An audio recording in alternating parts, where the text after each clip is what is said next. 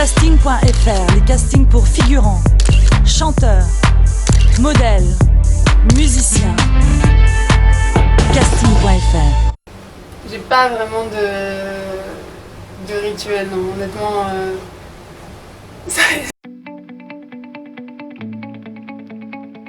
Vous avez une formation de danse classique? Oui, à la base. j'étais dans une école privée en Alsace et au conservatoire de Mulhouse. J'ai fait des auditions un peu partout dans le monde, très tôt, j'ai commencé très tôt pour apprendre comment ça se passait, voilà, de se retrouver face à plusieurs centaines parfois centaines de candidates. Donc j'ai été admise dans un jeune ballet en Suisse. J'ai refusé le contrat parce que j'avais réussi à décrocher une audition privée avec la compagnie La La La Human Steps. J'étais très très jeune, hein, j'avais 18 ans tout juste. Finalement, il ne m'a pas donné le contrat, j'étais dévastée. Donc je suis revenue à Paris et là j'ai fait l'audition du Lido que j'avais faite quand j'avais 17 ans. À l'époque, le directeur artistique m'avait dit bon, c'est très bien, mais reviens quand t'es majeur en fait. Donc je suis revenue, j'ai fait l'audition et j'ai été engagée. Donc, c'était un rêve pour vous depuis petite de danser pour les cabarets? Je savais que je voulais absolument être danseuse. Danseuse au Lido, ça a été une vraie découverte pour moi au fur et à mesure des années. Et aujourd'hui, je regrette pas du tout, au contraire, je pense que j'aurais jamais pu m'accomplir en tant qu'artiste, en tant que femme, aussi bien ailleurs. Je pense que c'était fait pour moi. Parce que tout ce dont voilà, avoir des formes, être très grande, des choses qui peuvent être rédhibitoires dans le classique deviennent complètement un avantage. Il faut être grande pour pouvoir porter nos énormes plumes, des énormes costumes.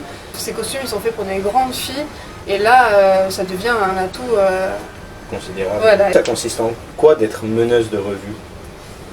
C'est quoi qui vous différencie des autres danseuses? Je suis principale, parce que les grades ont un petit peu évolué avec les années, voilà. Donc je ne chante pas comme les meneuses chantaient avant. Mon rôle c'est d'être le fil conducteur du spectacle. C'est beaucoup de responsabilités. On a le show qui repose clairement sur nos épaules. Il faut que l'histoire en plus là soit cohérente. Disons que chaque soir c'est un vrai challenge.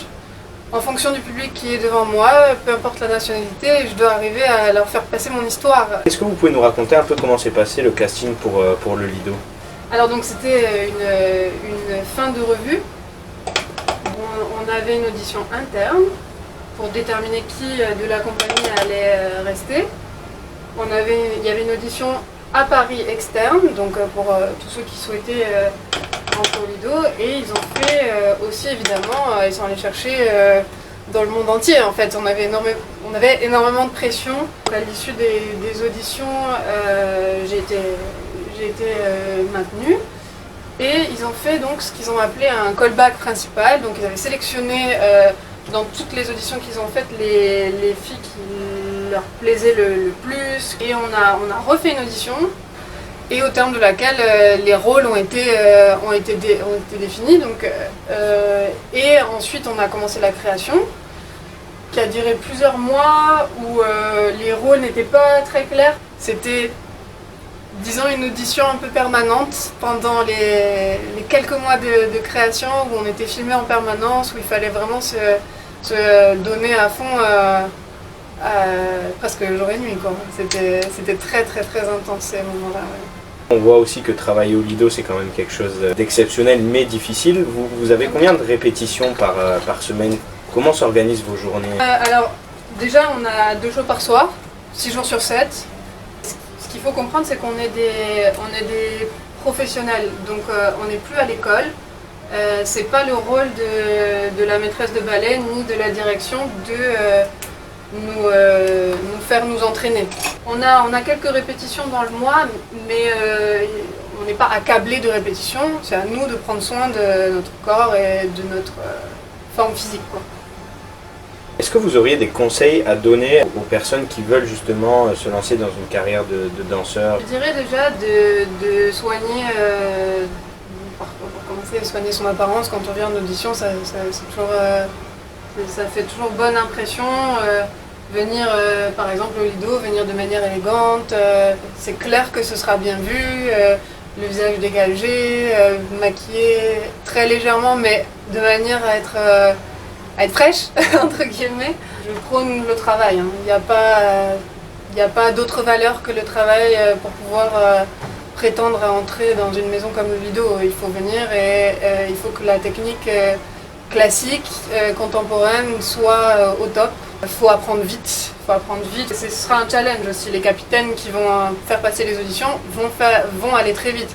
Donc il faut que la mémoire suive. Il ne faut pas se laisser déborder lors de ces moments-là.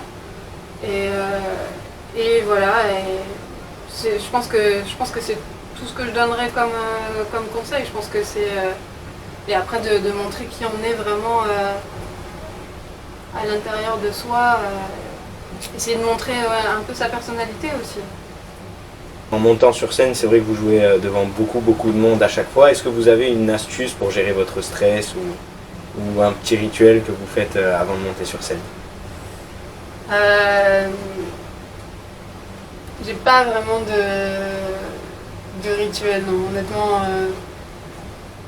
Faut pas se poser de questions, hein. C'est un peu comme quand c'est comme un saut dans le vide, il faut y aller. Faut pas se poser 36 000 questions, ce serait pire que tout. Il faut y aller, le public il est là, il y a toujours des gens qui vous rendent l'énergie qu'on leur donne justement. Mais j'ai pas de truc spécial, je m'échauffe bien avant le travail.